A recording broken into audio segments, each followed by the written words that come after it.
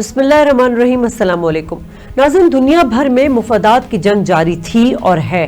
पहले दुनिया की दो बड़ी आलमी ताकतें राज करती थी, मगर फिर खित्ते का बदलता हुआ आलमी मुआशी मंजरनामा सामने आया और कई तरह के सवालात जन्म लेने लगे। पाकिस्तान, जो सिफारती मुहाज पर कई अरसे से तनहा था, इमरान खान के इक़्तिदार के आने के बाद इसमें काफ़ी हद तक बेहतरी आई है। ख़ास तौर पर कश्मीर इशू को लेकर हाल ही में वज़ीर ख़ारजा का बयान, जिसके बाद पाकिस्तान और सऊदी अरब ताल्लुकात में सर्द मोहरी सी आ गई। वजह मसले कश्मीर या कर्जों की वापसी का मुतालबा था। ये मामला अभी बहस तलबी है कि आर्मी चीफ ने सऊदी अरब का दौरा किया। अब मामलात कितने सेटल डाउन हुए इस पर बात करेंगे, लेकिन दुनिया में इस वक्त नए इत्तेहाद वजूद में आ रहे हैं। नाज़रीन, एक तरफ टर्की, रूस, चीन, मलेशिया, पाकिस्तान, ईरान, कतर, तो दूसरी तरफ अमेरिका, इजराइल, भारत और अमारात हैं। इस इत्तेहाद का एजेंडा क्या है, इसके खित्ते पर क्या असरात मुरतब होंगे, बात करेंगे आज के प्रोग्राम में। लेकिन पहले देखते हैं ये रिपोर्ट। इस खित्ते में जहां पाकिस्तान वाक़ई है, हमेशा दुनिया में अहम तब्दीलियों का गढ़ रहा है। अफगानिस्तान से अमरीकी अफवाज के इनखला के बाद चीन का खित्ते में बढ़ता हुआ असर शायद अमरीका और भारत को सूट ना करे, मगर आलमी तिजारत में चीन बहुत आगे आ चुका और हर गुजरते लम्हे के साथ इस तिजारती ज़रूरियात जहां बढ़ रही हैं, वहीं अमरीका खित्ते में भारत को नया पुलिस मैन बनाने की कोशिश में लगा हुआ है। अफगान अमल जारी है। कतर में अफगान तालिबान के सियासी दफ्तर के वफ़द की इस्लामाबाद आमद, जहां मुस्तकबिल के मंजरनामे की एक तस्वीर ये भी है कि chairman CPEC authority general retired Asim सलीफ Bajwa ने यह कहा है कि सीपैक के हवाले से गलतफहमियां फैलाई जा रही हैं। उधर गवादर को ईरान की बंदरगाह चाबहार से मुंसलिक करने के लिए बातचीत भी जारी है। दुनिया की तेल की तिजारत का तकरीबन 20% खलीज फारस से मुंसलिक है, जबकि मैरीटाइम ग्रेड गेम में बहरे हिंद एक अलग हैसियत इख्तियार कर गया है। चीन और भारत जहां समंदरों में एक दूसरे के मुकाबिल हैं, वहीं लद्दाख एक और सर्द आतिशफशा नजर आ रहा है, जो किसी वक्त सरहदी झड़पों से गर्म हो सकता है। बलोचिस्तान में हिंदुस्तान की मुदाखलत एक खुली हकीकत और जाहिर है। ईरान के हाथों चाबहार और चीन के हाथों लद्दाख में हजीमत उठाने वाला भारत पाकिस्तान के साथ अब अफगान सरजमीन इस्तेमाल करने की ख्वाहिश लिए बैठा है। क्या तालिबान के नए अफगानिस्तान में भारत को अफगान सरजमीन से पाकिस्तान के मुस्तकबिल से खेलने की इजाज़त नई अफगान हुकूमत में मिलेगी? वज़ीर ख़ारजा शाह महमूद कुरैशी का हालिया दौरा चीन और चीन के दौरे के फौरी बाद अफगान वफ़द की इस्लामाबाद में वज़ीर ख़ारजा शाह महमूद से मुलाकात क्या वाज़ेह कर रहा है, ये आज के programme cross fire with Shazia Khan का मौजू है। वेलकम बैक नाज़रीन, प्रोग्राम का बाकायदा आगाज कराऊंगी और सबसे पहले अपने मेहमानों का तारुफ कराती चलूं। मेरे साथ इस वक्त टेलीफोन कॉल पर मौजूद है सैयद नदरुद्दीन अहमद साहब, जब आप बैनुल अक़वामी हालत हाज़रा पर आपकी गहरी नजर है। इसके अलावा डॉक्टर सैयद राशिद अब्बास नकवी साहब ने हमें ऑन स्काइप जो है वो ज्वाइन किया है तेहरान से। आप दोनों का बहुत बहुत शुक्रिया। सबसे पहले तो मैं आपसे बात करती हूँ नैयर साहब, जिस तरह अब नई सफबंदी, नया इत्तेहाद बनने जा रहा है, आपको क्या लगता है ताकत का तवाज़ुन बदल रहा है? क्योंकि पहले हमने देखा था कि यूएसए और सोवियत यूनियन एक मंजरनामे में सुपर पावर मानी जाती थी। नए बदलते मंजर को किस तरह देख रहे हैं आप? बहुत शुक्रिया। सबसे पहले तो मैं गुजारिश करूंगा कि आपने जिसको इंट्रोडक्शन कराया, जो नज़रुद्दीन का, नैयरुद्दीन सही नाम। जी जी, अच्छा, माजरत के साथ जी, कोई बात नहीं। नाउ कमिंग टू क्वेश्चन, आपने बिल्कुल सही फरमाया। इस वक्त यहाँ पर इस खित्ते में और दुनिया में हालात बहुत तेजी से बदल रहे हैं और वाकई पहले यूएसएसआर और अमेरिका मतलब सुपर पावर थे, और फिर उसके बाद जब यूएसएसआर के टुकड़े हुए 15 मुल्कों में वो तो उसके बाद फिर काफी अरसे तक अमेरिका जो है वो सोलो पावर रहा है वर्ल्ड की। लेकिन बाद में फिर उसको रशिया ने बहुत तेजी के साथ डेवलपमेंट की पुतिन के अंदर में, और अब हालत ये है कि रशिया भी अगर अमेरिका के पल्ले की मतलब सुपर पावर नहीं है तो थोड़ा ही फर्क है। और दूसरी तरफ चाइना भी बहुत तेजी के साथ एज ए सुपर पावर उभर रहा है, और चाइना की जो मईशत है उसने उसको सुपर पावर बनने में बहुत ज्यादा मैं समझता हूँ कि मदद की है। तो इस लिहाज से आपकी बात 100% सही है कि दुनिया का मंजरनामा बड़ी तेजी से बदल रहा है। ठीक है राशिद साहब, ये फरमाइएगा कि अब जिस तरह हम बात कर रहे हैं सुपर पावर के हवाले से, अभी चीन का तो नैयर साहब ने हमें बताया कि इक्तिसादियात के हवाले से, जिस तरह मईशत के हवाले से वो मुस्तहकम हो रहा है और वही आंखों में खटक भी रहा है। लेकिन मैं अगर बात करूं आलम इस्लाम का जो एक सॉलिड ब्लॉक हुआ करता था, اس میں ہم نے دیکھا تھا کہ یہودی جو ہے ورلڈ آرڈر ان کی آنکھوں میں پہلے یہ عالم اسلام کا جو ہے بلاک یہ کھٹکتا تھا. اب جو نئے اتحاد بننے جا رہے ہیں ایک طرف جس میں ایران بھی ہے, ترکی بھی ہے, ملیشیا ہے, پاکستان ہے, چائنا ہے, روس ہے, آپ اس کو کس طرح اس اتحاد کو دیکھ رہے ہیں؟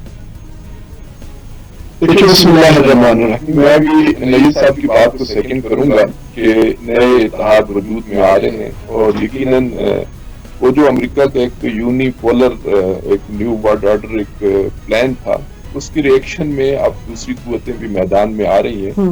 اس میں ایک اضافی چیز آپ اسلامی بلاک کی بات کر رہے ہیں. میں سمجھتا ہوں کہ اس وقت اسلامی غیر اسلامی کی بجائے اس کو آپ ویسٹ کو ایسٹ کی طرف جو اس دنیا منتقل ہو رہی ہے. اچھا. اور جیسے کہ عموماً کہا جا رہا ہے کہ فیوچر بھی مشرق کا ہے. ویسٹ نے اپنا عروج دیکھ لیا ہے, وہاں پہ اب زوال شروع ہو چکا ہے. ایسٹ کی طرف آپ آئیں گے تو ایسٹ کے اندر جب آپ آتے ہیں تو ایسٹ کے اندر ظاہر اسلامی ممالک ایک اپنی ایک حیثیت رکھتے ہیں, اپنی ریسورسز کے عنوان سے ان کی ایک خاص پوزیشن ہے. اب ان ریسورسز کو نئے ورلڈ آرڈر کے تحت, میں اس کو ایسٹ کا ورلڈ آرڈر کہوں گا, اس کے تحت اب دیکھتے ہیں کہ چائنا اور رشیا کس انداز سے اس اپارچونیٹی کو اویل کرتے ہیں.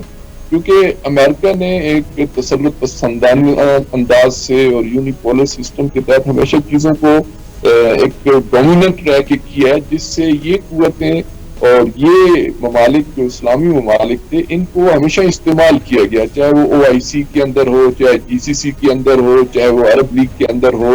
تو یہ ان ممالک کو تو امریکن نے اپنی خاص پالیسی کے تحت استعمال کیا. اب دیکھتے ہیں کہ چائنا اور رشیا کے اندر اسلامی ممالک اپنا تشخص برقرار رکھتے ہوئے کیسے آگے بڑھ سکتے ہیں. تو یہ آئندہ کا جو منظرنامہ بنے گا اس میں ان ممالک کی اپنی حیثیت کیا بنے گی, یا اس کے اندر جو اسلامی بلاک بنے گا اس بلاک کی اس نئے ورلڈ آرڈر کے اندر کیا پوزیشن بنے گی. یہ ایک اہم سوال ہے کہ جو اس وقت تجزیہ نگاروں کے اور خاص کر جو مشرق کو دیکھ رہے ہیں, ایسٹ کو دیکھ رہے ہیں, ان کے سامنے یہ چیزیں زیادہ سامنے آ رہی. ٹھیک ہے. نہیں صاحب, بڑا اہم پوائنٹ ریز کیا ہے راشد صاحب نے کہ ورلڈ آرڈر اب ایسٹ کی طرف جاتا ہے اور فیوچر ایسٹ کی طرف آتا نظر آ رہا ہے. اب تھوڑا سا ہم پہلے چلے جاتے ہیں, جیسے امریکہ کی بات کر رہے تھے. امریکہ میں کہاں آپ کو لگتا ہے جو پہلے اثر و رسوخ تھا یا جو یونیپولر سسٹم کے تحت وہ دنیا کو ہینڈل کر رہا تھا, وہ مطلب وہ بات اب اس میں امریکہ میں نہیں رہی ہے, اس کی کیا وجوہات آپ کو نظر آئی بیسک؟ بیسک وجہ تو یہ ہے کہ امریکہ نے یہ دیکھ لیا کہ اس نے جس طرح سے شام میں فوج کشی کی, عراق میں کی اور پھر افغانستان میں کی, یہ جو 3 ممالک میں فوج کشی ہوئی, یہاں افغانستان میں 20 سال ہو چکے ہیں, انہوں نے یہ دیکھ لیا کہ یہاں پر سٹیلمیٹ ہے. اور سٹیلمیٹ اس طرح کا ہے کہ یہ لوگ جیت نہیں پا رہے ہیں. وہ کسنجر کی ایک بڑی مشہور کہاوت تھی جس میں اس نے یہ کہا کہ گوریلا اگر ہار نہیں رہا ہے تو وہ جیت رہا ہے, اور ریگولر فورسز اگر جیت نہیں رہی ہے تو وہ ہار رہی.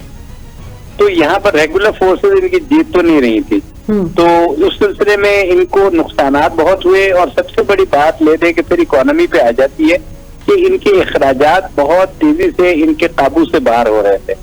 تو اس کے اوپر خاص طور پہ یہاں افغانستان میں, تو اس کے اوپر پھر انہوں نے جو اپنا مطلب سمیٹنے کا فیصلہ کیا ہے, تو اس سے اور زیادہ میرا مطلب ہے کہ حالات جو ہیں تیزی سے امریکہ کے ہاتھ سے نکل رہے ہیں. افغانستان میں ان کو شکست نہیں ہوئی ہے, مکمل شکست ہوئی ہے, اور وہ ٹوٹل وڈرال کر کے جا رہے ہیں. اور اب یہاں پر افغانیوں کے حوالے حکومت ہوگی, وہ جس طرح مرضی اس کو چلائے.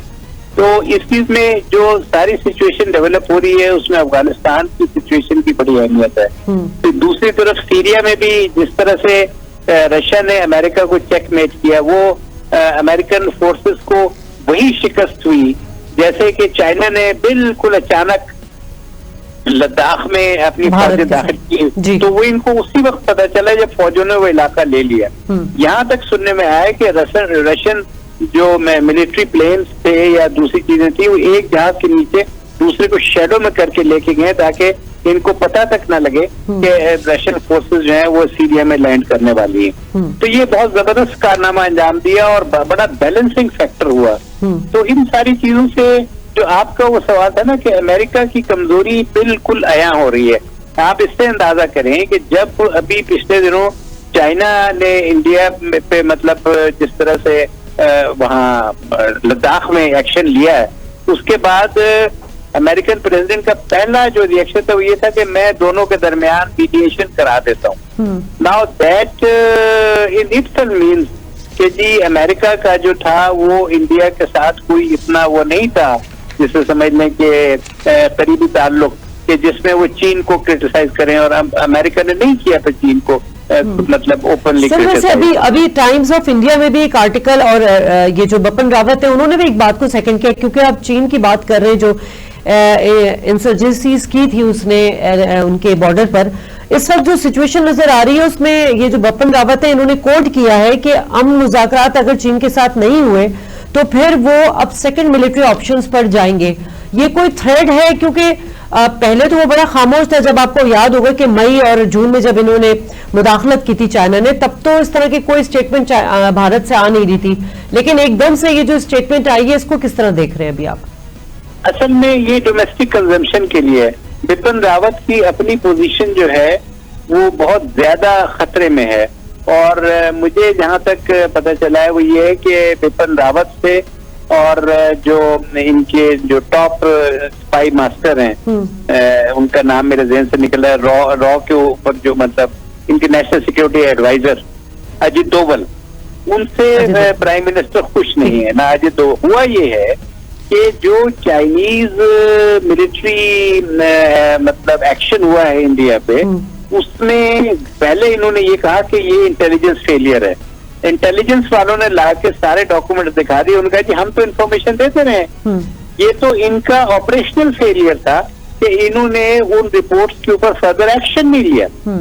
तो उसके ऊपर जाहिर है वो सारी बात जो है फिर अजित डोवल पे गई और बिपिन रावत पे गई, और उसने अभी नया नया ओहदा संभाला था और वो एक्सपर्ट था और उसका फोकस सारा का सारा पाकिस्तान पे था कि जी पाकिस्तान के साथ हमने ना दो दो हाथ करने हैं, और कश्मीर में जो बकौल उनके जो मतलब वो हुर्रियत पसंदों को तो कुछ और ही कहते हैं कि इन लोगों को कुचलना था। इस पे सारी इंडिया की फौज लगी हुई थी, जिसकी वजह से उन्होंने उनकी जो इंटेलिजेंस रिपोर्ट्स थी उसको कोई खास अहमियत दी ही नहीं। ठीक है। अच्छा राशिद साहब, अब हम जरा इस ब्लॉक की बात कर लेते हैं, इत्तेहाद की बात कर लेते हैं। एक तरफ तो हमने बता दिया एक ब्लॉक बना है, दूसरी तरफ जो ब्लॉक बना है वो इंडिया है, इजराइल है, यूएसए और अमारात, अरब अमारात का बड़ा इसमें रोल नजर आता है। एक बड़ा ही क्लियर स्टांस था तमाम अरबों का फलस्तीन के हवाले से, फलस्तीन की सरजमीन के हवाले से, लेकिन ये जो अब यूएई ने एक्सेप्ट किया है इजराइल को, इसके बाद तो जिस तरह की स्टेटमेंट आपको पता है मुखालिफ स्टेटमेंट मुस्लिम ममालिक से भी नजर आ रही है, इसको किस तरह आप देख रहे हैं?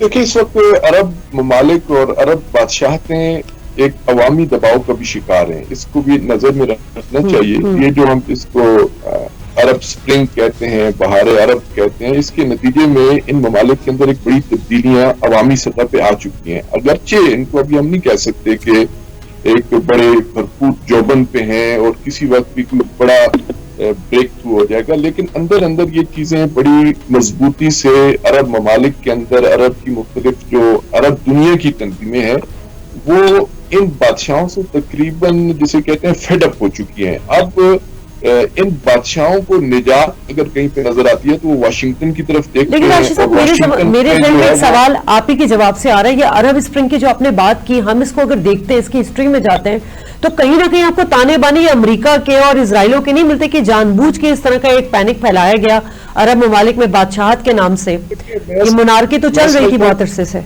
मैं समझता हूं कि चूंकि इनके अंदर ये जो अरब स्प्रिंग के अंदर आप देखेंगे तो आपको अमेरिका इसराइल की मुखालफत मिलेगी। अलबत्ता ये है कि बाद में ये मैनेज नहीं कर पाए।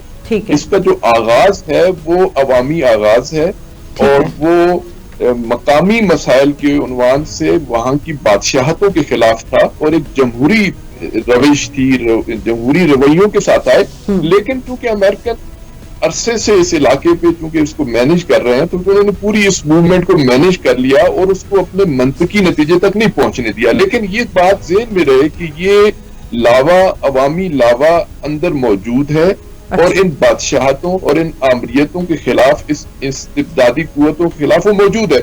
अब इस इस्तिबदादी कुव्वत का वो जो अगर मुस्तकबिल देख रहे हैं تو یہ بادشاہ واشنگٹن کی طرف سے دیکھتے ہیں. واشنگٹن جو ہے وہ کہتا ہے اسرائیل سے اپنے تعلقات بہتر کرو تو ہم آپ کے ساتھ ہیں. تو یہ ایک کون سی بنتی ہے یہ اس کی روشنی میں. آپ کوشنر دیکھیں, آپ ٹرمپ نے اپنے داماد کو پورا جو ایشو دیا ہوا ہے, جو مشن دیا ہوا ہے, وہ ان عرب سٹیٹس کا ہے کہ ان کو آپ جو ہے وہ اسرائیل کے قریب کریں. اب ان کو قریب کرنے کی ضرورت ہے کہ ان پہ تھریٹ بھی رہے, نیچے سے ایک عوامی موومنٹ بھی ہے, اوپر سے اس شور شرابے میں وہ چاہتے ہیں کہ اسرائیل سے بھی ان کے تعلقات بہتر ہو جائے. لیکن عرب دنیا کے اندر, میں عوام کی بات کر رہا ہوں, عوام کے اندر اس کے لیے کوئی پذیرائی نہیں ہے. ان ڈکٹیٹرز کو اس طرح کے اقدامات کے نتائج بھگتنا پڑیں گے, اور وہ زیادہ دور بھی نظر نہیں آئے, کیونکہ ہم نے دیکھا ہے حسنی مبارک کو دیکھا ہے, قذافی کو دیکھا ہے, دوسرے جو ڈکٹیٹر ہیں, جب یہ کرائسس میں آتے ہیں تو پھر امریکہ پیچھے سے ہاتھ کھینچ لیتا ہے اور دوسری قوتوں میں بھی ہاتھ رکھ لیتا ہے. یعنی امریکہ کا آپ دیکھیں دنیا بھر میں یہ اسٹائل رہا ہے کہ وہ یک وقت حکومت پہ بھی ہاتھ رکھتا ہے, راشد صاحب مجھے یہاں پہ ایک بریک لینی پڑے گی. بریک کے بعد گفتگو کے سلسلے کو یہیں سے بڑھائیں گے. ہمارے ساتھ رہیے.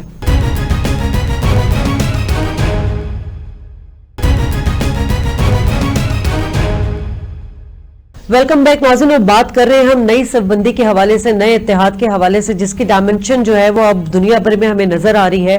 اسی پر بات کر رہے ہیں. راشد صاحب آپ سے گفتگو ہو رہی تھی. سر میرا ایک سوال بہت امپورٹنٹ یہ تھا کہ ہم مسلم امہ کی جب بات کرتے ہیں, ان کے کردار کی جب ہم بات کرتے ہیں, کیونکہ ابھی حالیہ ڈسپیوٹ جو ہے وہ اس انٹر لنک کرتا ہے.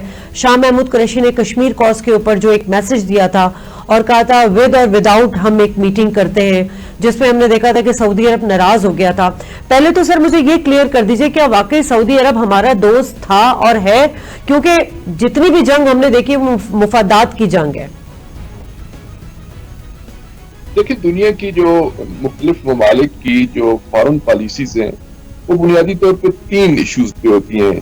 یا وہ انٹرسٹ بیس ہوتی ہیں, یا وہ اسٹریٹجک بیس ہوتی ہیں, یا آئیڈیالوجی بیس. میں سمجھتا ہوں کہ جب سے یہ سوویت یونین اور امریکہ کا اور کمیونزم اور کیپٹلزم کا سسٹم ختم ہوا ہے تو یہ آئیڈیالوجیکل بیس تو تقریباً ختم ہو چکی ہے. اب رہ گئی ہے اسٹریٹجک بیس ہیں یا انٹرسٹ بیس ہیں. اس پہ فارن پالیسی چل رہی ہے دنیا بھر کے تمام ممالک کی, اس میں کوئی استثناء نہیں ہے. اب اس روشنی میں دیکھیں پاکستان کی فارن پالیسی کا مین مرکز انڈیا ہے. اب ہندوستان کو سامنے رکھ کے جب پاکستان اپنی فارن پالیسی ترتیب دیتا ہے تو اس میں سعودی عرب کبھی بھی پاکستان کے ساتھ ایک پیج پہ نہیں رہا ہے. لیکن پاکستان ایک اپنی اقتصادی کمزوریوں کی وجہ سے, اپنے کچھ داخلی مسائل کی وجہ سے, شاید اس کے اندر ریلیجس مسائل بھی شاید شامل ہوں, تو وہ ایک سعودیہ کے ساتھ اس کا ایک لنک بنتا ہے. لیکن آپ دیکھ لیں کہ انٹرنیشنل, چاہے وہ ریجنل سیاست ہو چاہے انٹرنیشنل سیاست ہو, اس میں سعودی عرب اور پاکستان بہت کم ایک پیج پہ نظر آتے ہیں. اور خاص کر آپ دیکھیں کہ انڈیا کے ساتھ سعودی عرب کے جو تعلقات ہیں, چاہے وہ اقتصادی تعلقات ہوں چاہے دوسرے شعبہ جات میں ہوں, پاکستان سے کئی گنا زیادہ ہیں. پاکستان نے ہمیشہ برداشت کیا ہے, یعنی پاکستان کے تحمل کو جو ہے وہ داد دینی چاہیے کہ وہ ان سخت ترین حالات میں بھی وہ سعودیہ کے ساتھ اپنے تعلقات کو برقرار رکھے ہوئے ہے. لیکن جسے کہتے ہیں نا ہر ایک آخری تنکا کہیں نہ کہیں پہ بنتا ہے جو جہاز کے یا وزن کے ڈوبنے کا باعث بنتا ہے. تو اس وقت چونکہ پاکستان کے اندر ایک تبدیلی ہے, وہ جو اسٹیٹس کو والے سیاستدان تھے چاہے وہ پچھلی دونوں حکومتوں کو آپ دیکھیں, ایک تبدیلی ہے. اور یہی تبدیلی سعودی عرب کے اندر بھی ہے. وہاں پہ بھی وہ جو کنزرویٹو پالیسیز تھیں, چاہے وہ شاہ عبداللہ کی ہوں چاہے وہ کنگ فیصل کی ہوں, وہ اب نہیں ہے. اب بن سلمان ہے, اس کی ایک اور انداز ہے. ادھر سے پاکستان کو ہم جب دیکھتے ہیں تو پاکستان کے اندر بھی عمران خان کی صورت میں ایک نیا انداز سیاست ہے. تو یہ دونوں چیزیں بھی باعث بن رہی ہیں. اور تیسرا یہ ہے کہ اس میں کوئی دوسری رائے نہیں ہے کہ امریکہ کے بلاک کی وجہ سے پاکستان کو ابھی اتنا بڑا فائدہ نہیں ہوا, بلکہ ماہرین تو یہ کہتے ہیں کہ پاکستان نے لاس ہی کیا ہے اس کے, چاہے وہ بنگلہ دیش کے عنوان سے ہو چاہے وہ کشمیر کے عنوان سے ہو. کبھی بھی امریکہ پاکستان کے لیے نجات دہندہ کے طور پہ نہیں آیا, اس نے اپنے ہی انٹرسٹ اور اپنے ہی مفادات لیے. تو وہ ہے, ہر ملک کے اپنے انٹرسٹ اور اپنے مفادات ہیں. لہذا پاکستان کو بھی اپنی اسٹریٹجی بناتے ہوئے فارن پالیسی کو, کیونکہ مین ایشو اس وقت کشمیر بن گیا ہے, اب کشمیر کی بنیاد پہ اگر سعودی عرب قریب آتا ہے تو یہ بہت اچھی بات ہے کہ وہ اقتصادی لحاظ سے بھی پاکستان کی مدد کر رہا ہے. پاکستان کی بڑی تعداد میں جو ہے وہ وہاں پہ ورکرز بھی کام کر رہے ہیں اگر اس انداز سے آ جائے. لیکن سعودیہ کی مجبوریوں کو دیکھنا چاہیے کہ سعودی عرب کو اگر واشنگٹن سے یہ ڈکٹیٹ کیا جائے کہ تم نے سر جس طرح کی چیزیں سعودی عرب سے سامنے آ رہی وہ چاہتا ہے پاکستان کو کہ وہ سب کو چھوڑ کر یو ایس بلاک میں شامل ہو جائے. میں نیئر صاحب سے اسی سوال کے والے سے پوچھوں گی. سر 2018 میں 6.2 بلین ملے, پیکج ملا, کیا کن کنڈیشنز پہ ملا تھا؟ کیونکہ یہ تو کہتے ہیں کہ جی سعودی عرب نے ہماری مدد کی, لیکن ظاہر سی بات ہے کنڈیشنز تو ہوں گی, کیونکہ وہ نہیں چاہتا کہ پاکستان ایران کے ساتھ تعلقات رکھے, ٹرکی کے ساتھ رکھے, ملیشیا کے ساتھ رکھے, قطر کے ساتھ رکھے, چین کو چھوڑ کر پاکستان یو ایس اے کے ساتھ شامل ہو جائے. سر یہ تو چیزیں اپنی جگہ اہمیت رکھتی ہیں یہ باتیں. یہ آپ صحیح فرما رہی. سعودی عرب نے بھی جو پاکستان کی مدد کی ہے تو اس میں ان کا اپنا بھی انٹرسٹ ہے, یہ ون وے ٹریفک نہیں ہے جی. اور پاکستان کے لیے جو ایران کے ریلیشن شپ تھی اس میں اگر پاکستانی اور سعودی ریلیشن شپ دیکھیں تو پاکستان کا جو بن رہا تھا وہ سعودی عرب کی طرف ہی رہا تھرو آؤٹ. تو ورنہ اگر ایران کے ساتھ پاکستان اس طرح کے ریلیشن شپ رکھتا تھا تو اب پتہ نہیں کیا حالات ہوتے. لیکن یہ جو لوگ کہتے ہیں نا کہ سعودی عرب نے ہماری ہیلپ کی یا چیریٹی, ایسی بات نہیں ہے. انہوں نے بھی پاکستان کے ساتھ بیلنسنگ ایکٹ کیا اور وہ ان کی ضرورت ہے. اصل میں اس پورے علاقے میں ان لوگوں کو ایران فوبیا ہوا ہے, جس کی وجہ سے وہ ہر چیز کو ایران کے سمجھ لیں اینک پہن کے دیکھتے ہیں کہ یہ کدھر جا رہا ہے. اب ریسنٹلی جس طرح سے ایران نے انڈیا کو جھٹکا دے کے اور چابہار سے اور دوسری جو ان کی آئل فیلڈ تھی وہاں سے فارغ کیا, تو اس کے بعد سارے لوگ بڑے امپورٹنٹ ہے. چین ایران معاہدہ جو ہوا ہے وہ خطے کے لیے بڑے امپورٹنٹ بہت اہم ہے. تو وہ جس طرح سے انڈیا کا ایگزٹ ہوا ہے اور چائنا کی انٹری ہوئی ہے, 400 بلین ڈالرز کوئی چھوٹی اماؤنٹ تو نہیں ہوتی. آپ کمپیئر کریں کہ پاکستان کے ساتھ تو ابھی 50-60 بلین ڈالر کا ہی سی پیک چل رہا ہے نا. جی جی. تو اس کے مقابلے میں آپ دیکھیں کہ ایران میں جو چائنا کی انٹری ہوئی ہے تو اس نے ان سب کو جسے کہتے ہیں ایک طرح سے شیک اپ کر دیا ہے. خاص طور پر انڈیا کو تو سمجھ میں نہیں آ رہا کہ ایک طرف اس کی جو فارن پالیسی تھی جس میں کہ نیپال اور بنگلہ دیش ان کی کمپلائنٹ اسٹیٹ تھی, اور پھر اس کے بعد ان کو یہاں پاکستان اور سی پیک کو کاؤنٹر کرنے کے لیے ایک چابہار ہی ملا تھا ایران کا راستہ. اور وہ ان کو اس وقت انڈیا کو بہت برا لگا جب ڈونلڈ ٹرمپ نے کہا کہ جی ہم افغانستان سے جا رہے ہیں, تو اس کی بھی ایسی کیسی تو ختم ہو گئی تھی کہ وہاں سے وہ چاہ رہے تھے کہ جی ہم اس روٹ کو یوز کریں گے اور پاکستان کے بلوچستان میں بھی انسرجنسی ہوگی اور افغانستان میں بھی ان کا اثر و رسوخ ہوگا. تو انڈیا کو ہم سے زیادہ بڑی سیٹ بیکس ہوئی ہیں فارن پالیسی. تو اس کا مطلب یہ بات صحیح ہے کہ عمران خان نے آنے کے بعد کشمیر ایشو کو جس طرح ایڈریس کیا ہے, بھارت کو اس نے سفارتی طور پہ تنہا کر دیا. یہ ایک بڑے مزے کی بات ہوئی ہے کہ انڈیا کا یہ ڈکلیئرڈ ایم تھا گورنمنٹ کا کہ پاکستان کو ہم سفارتی لحاظ سے تنہا کر دیں گے, لیکن ہوا یہ ہے کہ اس وقت جو ان کا سب سے بڑا پارٹنر ہے امریکہ, اس نے بھی چین کے مقابلے میں جب بات آئی تو اس نے صرف یہی کہا کہ جی ہم آپ کی جو ہے وہ صلح صفائی کرا دیتے ہیں یا میڈیشن کرا دیتے ہیں. انہوں نے بھی انڈیا کو, اور آپ کو یاد ہے کہ ڈونلڈ ٹرمپ نے کہا جب میں نے فون کیا مودی کو تو وہ بہت غصے میں تھا. تو غصہ یہ نہیں تھا کہ چائنا نے حملہ کیا ہے, غصہ یہ تھا کہ تم اس موقع پر ہمارا ساتھ بھی دے رہے. ٹھیک ہے. تو یہ ساری باتیں جو ہے نا ان میں سے بہت کچھ اگر ہم اس کو اسٹڈی کریں تو ریڈنگز مل جائیں. لیکن راشد صاحب ایسا نہیں ہے کہ پاکستان بھارت کو تنہا کرتے کرتے جو عرب ممالک کو کچھ ناراض کر گیا, خاص طور پہ سعودی عرب کو, کیونکہ سعودی عرب کا جو ایک ٹائی ہمیں نظر آ رہا تھا بھارت کے ساتھ, تو یہ آپ کو لگ رہا ہے ایسا کچھ ہے معاملہ؟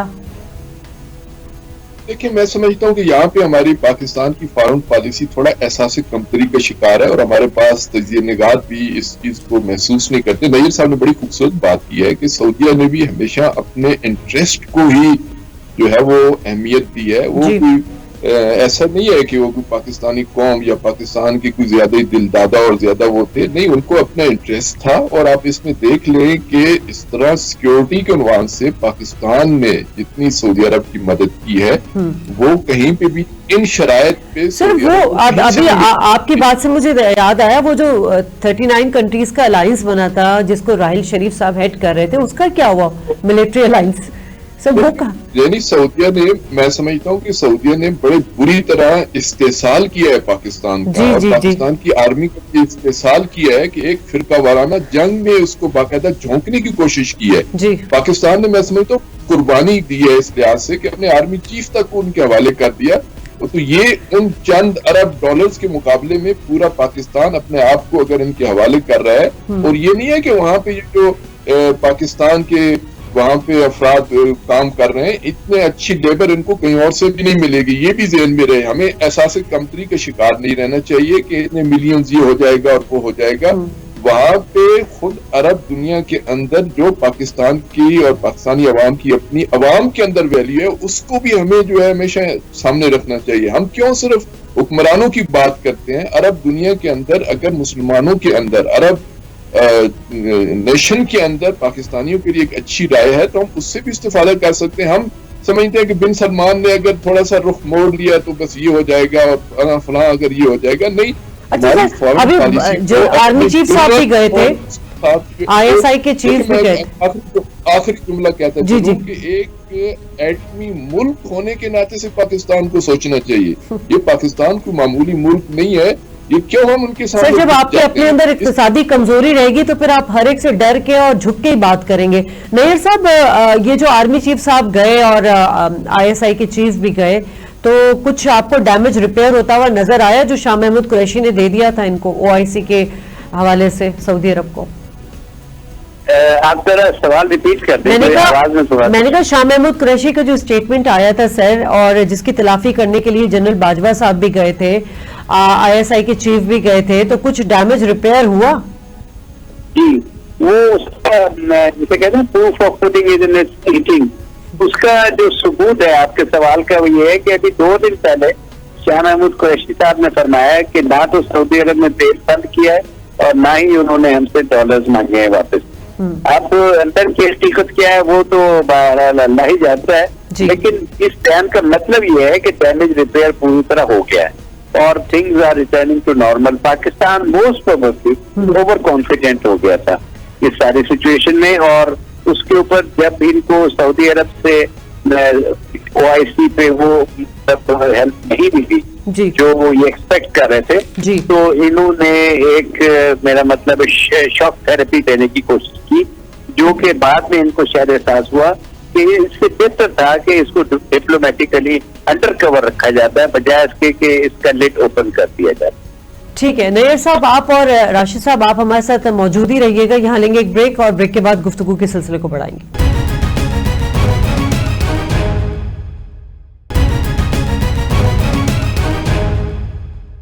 ویلکم بیک ناظرین. اور اب جس طرح شاہ محمود قریشی کا اسٹیٹمنٹ آیا، اس کے بعد ہمارے آرمی چیف اور ISI ہیڈ جو ہے وہ گئے تھے، سعودی عرب کا دورہ ہوا تھا اور واپس آئے تھے، اور پھر سب اچھا کی باتیں سننے کو مل رہی تھی.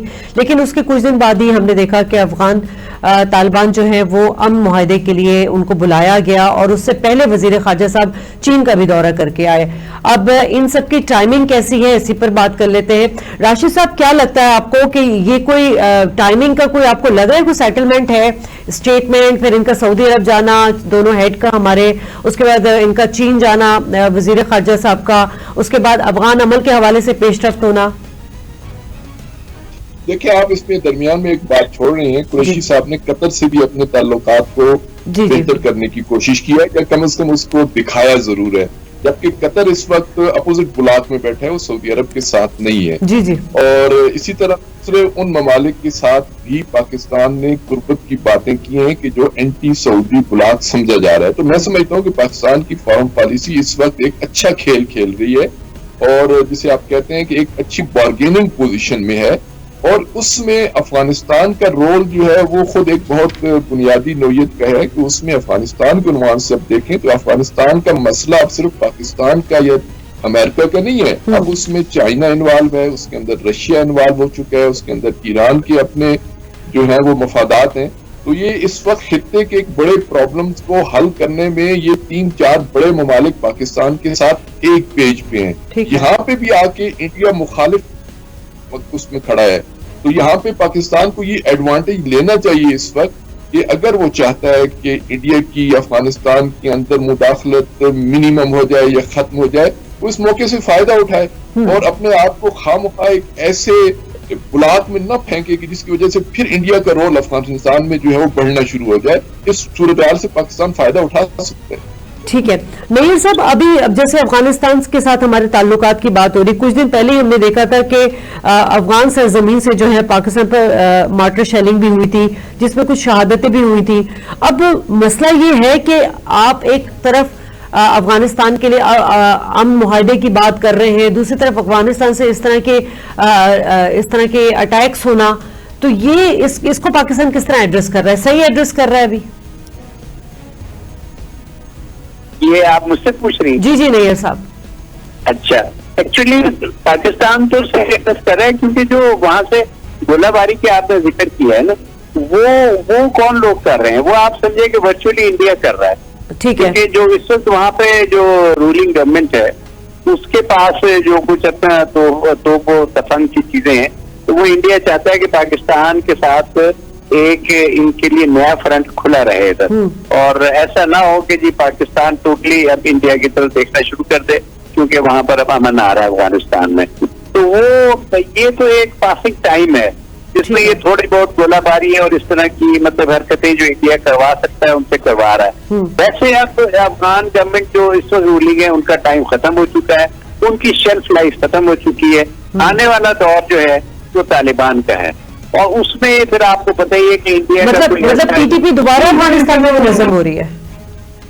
جی, ٹی ٹی پی جو منظم نہیں ہو رہی ہے, ٹی ٹی پی کو انڈیا ایسے جسے کہتے ہیں ڈیسپریٹ ایفرٹ کر رہا ہے. ڈیسپریٹ ایفرٹ ہے کہ کسی نہ کسی طرح پاکستان کو وہ ایسے مطلب مسائل میں الجھائے رکھے جو کہ ایک انڈیا کی پراکسی وار لڑے پاکستان میں. ٹھیک ہے, تو پاکستان کو جب پتا ہے تو وہ بڑی اسی طرح کاؤنٹر ہو گیا, اور اب جس طرح سے افغانستان کے ساتھ پاکستان نے ارینجمنٹس کر لی ہیں, اپنی سرحدوں کو بہت حد تک سیکیور کر لیا ہے, اس کے بعد پھر اب میں نہیں سمجھتا کہ یہ ٹی ٹی پی والا جو انڈیا کا کارڈ ہے یہ کامیاب ہوگا. یہ انشاءاللہ آپ دیکھیے گا کہ دس از باؤنڈ ٹو بومرینگ. اچھا ٹھیک ہے سر, ذرا راشد صاحب ہم تھوڑا سا بات کر لیتے ہیں سی پیک کے حوالے سے بھی, کیونکہ آپ کو پتہ ہے بڑا اہم رول ہے, اور کہا جائے تو چائنا کا ایک ٹارگٹ جو ہے وہ اب ہمیں بڑھتا ہوا نظر آ رہا ہے, جس طرح نیپال کو شامل کیا, بنگلہ دیش کو شامل کیا, پھر ہم نے دیکھا کہ چابہار پروجیکٹ جو ہے وہ بھارت کے ہاتھ سے نکل کے اب وہ چاہتا ہے کہ چین اس کو جو ہے وہ اس میں شامل ہو جائے. اس سے بھارت کو جس طرح امریکہ چاہ رہا تھا خطے کا چودھری بنانا, کتنا ڈیمیج ہوا ہے بھارت کو؟ اب دیکھیں, آپ سی پیک تک اس کو محدود نہ کریں, آپ اس کو لے آئیں ون روڈ ون بیلٹ جو انیشیٹو ہے اس تک لے کے آئیں, جس کے اندر 5 ارب کی تعداد میں 70 سے زیادہ ممالک اس کے ساتھ انوالو ہو رہے ہیں چائنا کے ساتھ. اب اس اتنے بڑے منصوبے کے لیے چائنا بہت بڑے اقدامات کرنے کے لیے تیار ہے, کیونکہ اس کے جو بینیفٹس ہیں وہ بہت زیادہ ہیں. اس کے لیے وہ انڈیا کو دوسرے جسے کہتے ہیں کہ اصطلاحاً کہہ سکتے ہیں کہ اس کو کچل کے بھی آگے بڑھنے کے لیے تیار ہے, تاکہ اس کا یہ انیشیٹو جو ہے وہ کسی نتیجے پہ پہنچے. تو یہ ظاہر ہے انڈیا کو جتنا نقصان ہوگا, انڈیا کی جو اس وقت ہندوتوا حکومت ہے اور جس انداز سے وہ آگے بڑھ رہی ہے اور جس انداز سے وہاں پہ مسلمانوں کو کرش کیا جا رہا ہے, تو اس کے نتائج آپ کشمیر میں بھی دیکھ رہے ہیں اور خود ہندوستان کے اندر بھی دیکھ رہے ہیں. تو یہ میں سمجھتا ہوں کہ ایک لحاظ سے پاکستان کے بھی حق میں ہے کہ چاہے وہ سی پیک کے عنوان سے ہو یا ون روڈ ون بیلٹ کے عنوان سے ہو, انڈیا جس تیزی سے اپنے اقتصادی قوت کے ساتھ سامنے آیا تھا اور جس انداز سے دوسری طرف راشد صاحب دوسری طرف آپ دیکھیں کہ اسرائیل کا بھارت کے ساتھ گٹھ جوڑ کافی حد تک آگے بڑھتا جا رہا ہے, اور اسرائیل نے پاکستان کے خلاف ہمیشہ بھارت کی مالی اور اسلحے کے حوالے سے مدد بھی کی ہے. دیکھیں, ہندوستان تو اب کوشش کرے گا نا, اپنے اس الائنس میں اضافہ کرے گا اور اس کے اندر زیادہ تمام ان قوتوں کو لے کے آئے گا کہ جو اینٹی پاکستان ہے یا اینٹی یہ جو بلاک بن رہا ہے اس کے اندر. لیکن میں سمجھتا ہوں کہ خود چائنا اسرائیل پہ بھی اثر انداز ہوگا, اور اسرائیل اس انداز سے چائنا کے ساتھ نہیں ملے گا کہ وہ کل پاکستان کے لیے یا سی پیک کے لیے یا ون روڈ ون بیلٹ کے لیے کوئی بڑا خطرہ بنے. یعنی اس لحاظ سے بھی آپ کو دیکھنا چاہیے کہ چائنا اپنے اس انیشیٹو کو کامیاب کرنے کے لیے بڑے بڑے کام کرے گا, بڑی بڑی قربانیاں دینے کے لیے اپنے آپ کو تیار کرے گا, کیونکہ اس کے ذریعے سے اس نے پوری دنیا پہ 5 ارب لوگوں کے ساتھ اپنا رابطہ کرنا اور اپنے آپ کو اقتصادی سطح پہ امریکہ کے تمام چیلنجز کا مقابلہ کرتے ہوئے اس کو ایسے جسے کہتے ہیں نا پامال کرتے ہوئے آگے بڑھ رہا ہے چائنا، تو اس کے لیے اسرائیل کو بڑی رکاوٹ نہیں بنے گا، اور اسرائیل انڈیا تعلقات خود ہندوستان کے لیے نقصان کا باعث بنیں گے، اس کی نفرتوں میں مزید اضافہ ہوگا۔ وہاں کی سماجوادی پارٹی جو انڈیا کے اندر ہے وہ اسرائیل کی بڑی شدید مخالف ہے، مسلمان اس کے اندر مخالف ہیں، کانگریس کے اندر اس کی مخالفت پائی جاتی ہے، تو صرف بی جے پی کی بنیاد پہ اگر وہ اسرائیل سے تعلقات اچھے بنائے گا تو اندر سے بھی اس کے خلاف نفرتیں ہوں گی، عرب دنیا سے بھی عوامی نفرتیں ہوں گی۔ پاکستان میں پہلے بھی اس طرح کی صورتحال ہے، تو یہ اس وقت جو صورتحال بن رہی ہے وہ ساری کی ساری انڈیا کی فارن پالیسی اور انڈیا کے جسے آپ کہتے ہیں استحکام اور حکومت کے خلاف جا رہی ہے۔ پاکستان کو، اور میں سمجھتا ہوں کہ بعض عرب ممالک کو، بعض کی بات کر رہا ہوں، ان کو اس سے فائدہ اٹھانا چاہیے، اور ایران کی قربت اور ایران کا اس بلاک میں آنا خود ایک، کیونکہ مڈل ایسٹ کے اندر یہ ماننا پڑے گا کہ اس لیکن نیئر صاحب یہ جو نئے بلاک کی بات کر رہے ہیں راشد صاحب، جس میں ایران ہے، قطر ہے، چائنا ہے، روس ہے، ترکی ہے، ملیشیا ہے، پاکستان ہے۔ پاکستان پہلے بھی آپ کو پتا ہے کانفرنس ہونے والی تھی، نہیں گیا، اور جس کو طیب اردوان نے دوبارہ سیکنڈ بھی کیا کہ اس پہ کچھ پریشر تھا، یقیناً وہ پریشر سعودی عرب کی طرف سے تھا۔ کتنا پریشر برداشت کر سکے گا پاکستان، کیونکہ دونوں بلاک کے درمیان پھنسا ہوا ہے وہ؟ نہیں پھنسنے والی بات نہیں ہے، پاکستان کی پالیسی میں بڑی کلیئرٹی آ رہی ہے، اور عمران خان جب دوبارہ تو نہیں، جب ملیشیا گئے تو انہوں نے اس چیز کا اظہار کر دیا تھا کہ ایک دفعہ ہو گیا بس ٹھیک ہے، اب پاکستان تو کوئی اس طرح کا دباؤ نہیں ڈال سکتا، اگر کوئی کانفرنس ہوتی ہے تو وہ پاکستان اس میں شامل ہوگا۔ تو سعودی عرب نے جو اپنا جسے کہتے ہیں نا، ایک چیز ہوتی ہے ہوا اور ایک چیز ہوتی ہے اپنے کارڈ دکھانا، تو کارڈ تو اس نے جو دکھا دیا تھا کہ جاپان آ جائے ورنہ یہ ہو جائے گا وہ ہو جائے گا، وہ تو پاکستان نے ان کا ٹھیک ہے بلف ایک دفعہ چل گیا، لیکن پھر عمران خان کا وہاں جا کے اور ان کے ساتھ میٹنگ کرنا ملیشیا میں، اور وہاں جو انہوں نے باتیں کی، انہوں نے صاف کہہ دیا کہ جی نیکسٹ ٹائم اس طرح نہیں ہوگا۔ اچھا، اب کمنگ ٹو دیٹ کہ جی پاکستان جو ہے اس وقت کیا سچویشن ہے؟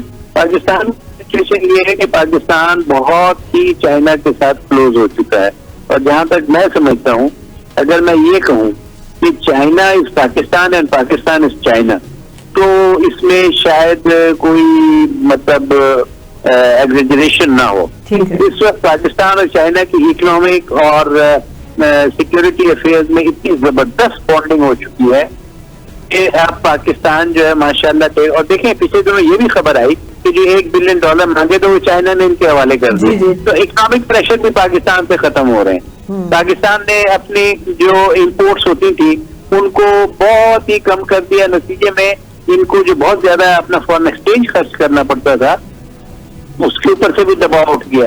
تو مجھے یہ لگ رہا ہے کہ پاکستان کے اکاؤنٹ کا خسارہ کم ہو گیا ہے، وہ اسی لیے نا کہ آپ نے اس کی ایک خسارہ کم ہوا کہ آپ نے کوئی چیز باہر بھیج کے ایکسپورٹ کی، بلکہ آپ نے دوسری چیز کی سپلائی جو آ رہی تھی امپورٹس کی، ان پر آپ نے پیسہ خرچ کرنا ہے، اور یہ اچھی بات ہے، گڈ ٹیکٹک۔ ٹھیک ہے۔ اچھا راشد صاحب، آپ بار بار بات کر رہے تھے انٹرسٹ کے اوپر، اسٹریٹجک کے اوپر، پاکستان کی جتنی اہمیت جغرافیائی لحاظ سے ہے اس حوالے سے کیا لگتا ہے آپ کو کہ یہ جیسے چائنا ہمارا ساتھ دے رہا ہے، ٹرکی بھی ہمارا ساتھ دے رہا ہے، ملیشیا بھی ہمارا ساتھ دے رہا ہے، اگر پاکستان اس بلاک کے ساتھ مطلب بغیر کسی پریشر کے ساتھ چلتا ہے تو پاکستان کو معاشی طور پر بھی بہت استحکام ملے گا؟ دیکھیے اس میں کوئی شک نہیں ہے نا، سی پیک کے ساتھ ساتھ ون روڈ ون بیلٹ کے ساتھ اب پاکستان آدھی دنیا کے ساتھ منسلک ہو جائے گا۔ پاکستان کی اب یہ ہے کہ اقتصادی پالیسیز اور جو ماہرین ہیں وہ اپنے آپ کو کس طرح اس میں ایڈجسٹ کرتے ہیں، ورنہ مواقع بہت زیادہ ہیں، اپارچونیٹیز بہت زیادہ ہیں پاکستان کے لیے۔ فارن پالیسی کے عنوان سے ایک بہت سارے دروازے کھل گئے ہیں، لیکن بعض دفعہ خوف آتا ہے کہ کہیں ایسا نہ ہو کہ پاکستان پھر اپنے آپ کو امریکہ کی گود میں نہ پھینک دے، اور مخصوص چند افراد کے کہنے پہ ایسا نہ ہو کہ پھر صورتحال وہی ماضی کی طرف پلٹ جائے۔ اور سر میں نے اسی لیے پریشر کا ورڈ یوز کیا تھا کہ اگر پاکستان ایک کلیئر اسٹانس لے رہا ہے لیکن ایک پریشر آتا ہے، اور پاکستان اس پریشر کو کتنا برداشت کر سکے گا؟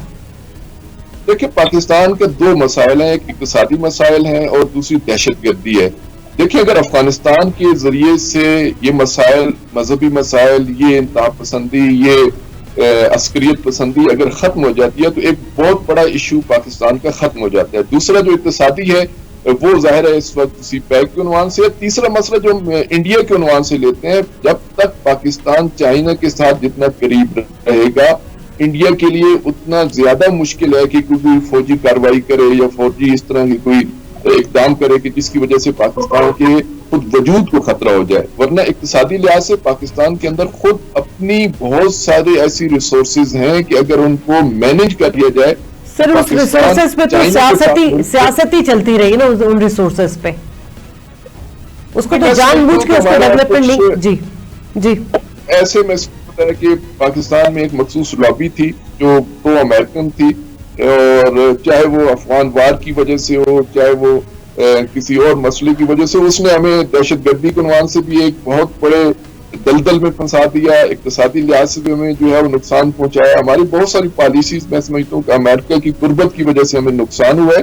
پاکستان کو کھل کے آنا چاہیے. ہم نہیں کہتے کہ امریکہ کے مقابلے میں کھڑا ہو جائے, لیکن اسے تمام جو اس وقت مواقع ہیں ان سے فائدہ اٹھانا چاہیے, اور اپنی فارم پالیسی کو سعودیہ کے انڈر یا کسی ایک امریکی وزیر کے انڈر نہیں دے دینا چاہیے کہ ایک ٹویٹ پہ اور ایک ٹیلی فون پہ. میئر صاحب مجھے بس شارٹلی بتا دیجیے گا, طیب اردوان اس وقت جو ہے وہ ایک مسلمان ملک میں ایک بڑے لیڈنگ رول میں ہمیں نظر آ رہے ہیں, ان کا کیا کردار آگے مزید ہو سکتا ہے؟ طیب اردوان کا کردار آنے والے دنوں میں بہت زیادہ امپورٹنس کا ہے. آپ یہ دیکھیں کہ وہ اپنے سمندروں میں اس وقت بڑا ایگریسو پالیسیز ڈالے ہوئے ہیں. وہاں پہ سرویز کے لیے جہاز جا رہے ہیں, اس کے ساتھ جو ہے نا ڈائریکٹ کنفلکٹ ان کا ہو رہا ہے. اور ریسنٹلی آپ دیکھیں کہ اللہ کی طرف سے ان پہ یہ بھی فضل ہوا کہ انہیں 3 بلین کیوبک میٹر گیس بھی مل گئی ہے, جو کہ ان کو یورپین جو طرف سے گیس آتی تھی اس کے اوپر بھی کوئی اب ان کو بلیک میل نہیں کر سکے گا. تو ترکی کی جو پالیسیز ہیں, میں سمجھتا ہوں کہ آپ صرف اس سے اندازہ کرنے کہ اس کی امپورٹنس کیا ہے کہ موساد کے چیف نے ریسنٹلی بیان دیا ہے کہ ایران سے زیادہ ترکی ہمارے لیے مسئلہ. جی ٹھیک ہے, آپ اس سے اندازہ کریں کہ ترکی, آپ نے جو پوچھا نا جلدی سے جواب دینا ترکی کے بارے میں, یہ ایک جملہ موساد چیف کا, اٹ ایکسپلینز ایوری تھنگ. ٹھیک ہے راشد صاحب, شارٹلی آپ بھی بتا دیجیے گا کہ اب جو معاہدہ ختم ہونے والا ہے ٹرکی کا, اس کے بعد ٹرکی جو ہے معاشی طور پر کس طرح سامنے آئے گا؟ ہمارا رابطہ منقطع ہو گیا ہے. تمام مہمانوں کا میں شکریہ ادا کرنا چاہوں گی. ناظرین, وقت کی قلت کے باعث گفتگو یہیں پہ ہمیں ختم کرنی پڑی ہے, لیکن نئے اتحاد میں پاکستان کو بڑے ایک اہم رول ملنے والا ہے اگر وہ اپنی سفارتی محاذ پر اپنے آپ کو صحیح ٹریک پر لے کر جائے گا. شازیہ خان کو اجازت دیجیے پروگرام سے. اللہ نگہبان.